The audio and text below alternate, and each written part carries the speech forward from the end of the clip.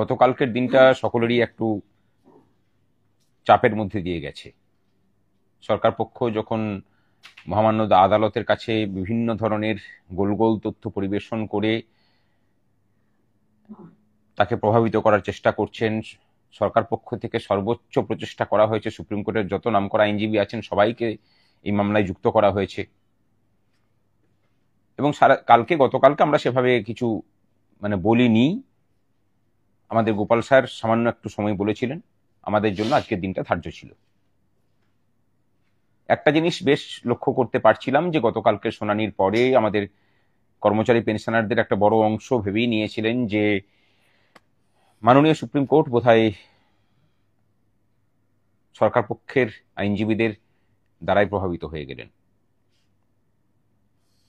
আজকে আমাদের পক্ষ থেকে বক্তব্য রাখার শুরু হয়। তার আগে একটা কথা বলি যে এই মামলা কিন্তু বিগত 3 বছর ধরে সুপ্রিম কোর্টে চলছিল। আমরা যুক্ত হয়েছিলাম মার্চ মাসে। আমরা প্রথম থেকেই বলে এসেছি যে কারো প্রতিদ্বন্দ্বী হিসেবে নয়, বরং যারা মামলাকারী সংগঠন আছে তারা অসীম পরিশ্রম করেছেন, প্রচুর ত্যাগ স্বীকার করেই মামলা চালিয়ে নিয়ে গেছেন। তাদের হাত শক্ত করতে ঢুকছি। অনেকে বিশ্বাস করেছেন, অনেকে করেননি, এমনকি অনেকের কাছ থেকে বিরোধিতাও এসেছে। আমরা নাকি কথা বলার সুযোগ পাবো না। আজকে কর্মচারী পক্ষের যে বক্তব্য, সেই বক্তব্য কিন্তু আমাদের মাননীয় আইনজীবী, আন্তর্জাতিক খ্যাতি সম্পন্ন গোপাল সুব্রমণিয়াম স্যারই লিড করেছেন এবং আপনারা দেখেছেন সেই সওয়াল। আমার কথা, এটা একটা ইতিহাস, অসাধারণ বললেও কম বলা হয়। এবং সরকার পক্ষের প্রত্যেকটা বক্তব্যকে একদম ধরে ধরে ধরে ধরে খণ্ডন করা শুধু নয়, তাকে প্রতিষ্ঠা করা আমাদের যুক্তিকে, সেই কাজটা উনি করেছেন। তারপরে মাননীয় বিকাশবাবু, যার কথা না বললে এই মামলাকে পুরো অস্বীকার করা হবে, উনি না থাকলে পরে কর্মচারীরা এই সুপ্রিম কোর্ট পর্যন্ত আসতেই পারতেন না। পাটোয়ারিয়া স্যার কর্মচারী পরিষদের হয়ে আছেন, বিকাশবাবু আছেন কনফেডারেশনের হয়ে। এরা মূল মামলাকারী, দীর্ঘ 10 বছর ধরে লড়াই করছেন।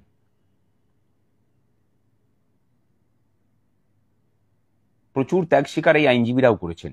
বিকাশবাবুর কথা বলি, কোনোদিন কোনো ফিজ নেননি। পাটোয়ারিয়াজিকে মাননীয় বিরোধী দলনেতা, তিনি তার পকেটের টাকা খরচা করে কর্মচারীদের হয়ে লড়াইটাকে করাচ্ছেন।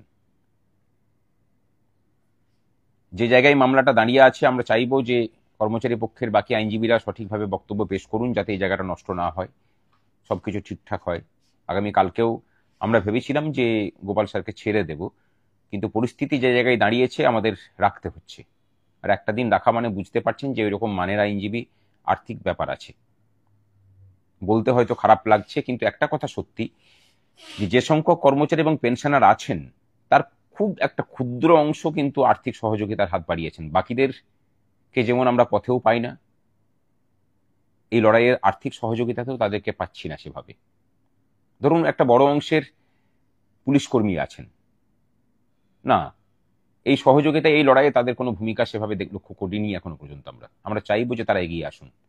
WBCS অফিসার, তারাও কিন্তু বিশালভাবে বঞ্চিত। তারা গেলে পরে বলেন যে হ্যাঁ আপনার পাশে থাকবো, কিন্তু আসল কাজের সময় কিন্তু সাধারণ গ্রুপ সি গ্রুপ ডি কর্মচারী বা অন্যান্য তাদের অধস্তন কর্মচারীদের যে লড়াই, সেই লড়াইয়ের ফল কিন্তু তারা ভোগ করেন। খারাপভাবে নেবেন না, আপনাদের সহযোগিতা চাই। মাননীয় ডাক্তারবাবুরা আছেন, যারা অন্তত আর্থিক সহযোগিতাটা করে এই লড়াইটাকে সহযোগিতা করতে পারতেন, কিন্তু সেই প্রচেষ্টা আপনাদের কাছ থেকে এখনো পর্যন্ত আমরা পাইনি। বা বিভিন্ন বিশ্ববিদ্যালয় কলেজের প্রফেসররা আছেন, আমরা চাইবো যে আপনারা অন্তত একবার এগিয়ে আসুন। রাস্তার লড়াইয়ে আমরা যেমন অপ্রতিরোধ্যভাবে লড়ে বর্তমান রূপার 15% বকেয়া আদায় করেছি, এখানে যে সেক্টরগুলোর কথা উল্লেখ করলাম তাদের ভূমিকা প্রায় নেই বললেই চলে। ঠিক একই রকম ভাবে এই যে আইনি লড়াই চলছে, সে আইনি লড়াইয়েও আপনাদেরকে যাতে খুঁজে পাওয়া যায়, সেই ব্যবস্থাও কিন্তু আপনাদেরকে করতে হবে। আমাদের QR কোড আমাদের গ্রুপগুলোতে পাওয়া যাচ্ছে, সেখান থেকে নিয়ে চাইলে পরেই আপনারা দিতে পারেন। বাস্তবিক বলছি যে আগামীকালকে আমাদের যারা আইনজীবী আছেন, বড় প্যানেল আমরা নামিয়েছি। পয়সা ছিল না আমাদের কাছে, কিন্তু আমরা একটা জুয়া খেলার মতো করেই খেলেছিলাম যে এই মামলাকে যদি প্রতিষ্ঠিত করতে হয়, সরকার পক্ষ যেটা করছে, সুপ্রিম কোর্টের বিখ্যাত আইনজীবীদেরকে দিয়ে বিভিন্নভাবে কোর্টকে প্রতারিত করে এই মামলাকে শুধু বিলম্ব করে যাচ্ছিল, অন্য কিচ্ছু নয়। আমরা বলেছিলাম বরাবর, এটা আমাদের অবস্থান ছিল যে তাদের থেকে বড় আইনজীবী না নিয়ে এলে পরে এই মামলা ঠিক মতো চলবে না। আপনারা দেখতে পেলেন তার ফলটা। সোমবার থেকে দাঁড়িয়েছেন, এই মামলা সোমবার, মঙ্গলবার, বুধবার, আগামীকালকেও শুনানি হবে। এবং আরো একটা বিষয়, বিগত 3 বছর ধরে এই মামলা ছেড়ে বাকি মামলা শুনানি হচ্ছিল, আর এখন সমস্ত মামলা ছেড়ে এই মামলার শুনানি হচ্ছে। একজন আইনজীবীর প্রভাব কিরকম হয় আজকে সেটা সকলেই দেখেছেন। লড়াইটা আমরা যেভাবে বলেছিলাম, যে স্ট্র্যাটেজিতে গিয়েছি সেই স্ট্র্যাটেজিতেই নিয়ে গেছি।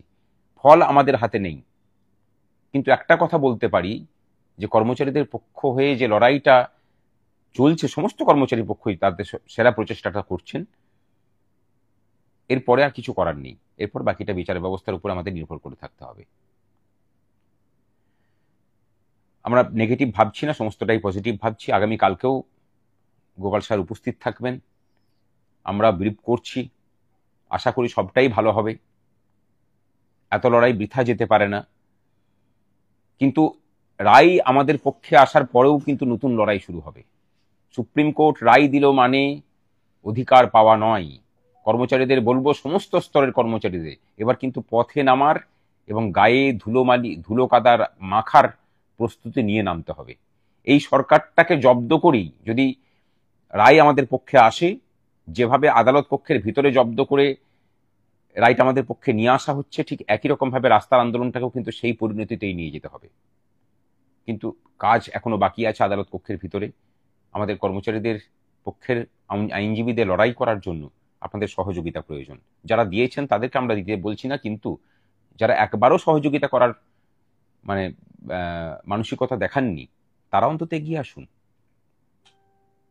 আপনাদের তো বকেয়া বেশি, যারা দিচ্ছেন তারা কিন্তু অনেক নিচু স্তরের কর্মচারী, তাদের তো বকেয়ার পরিমাণ অনেক কম।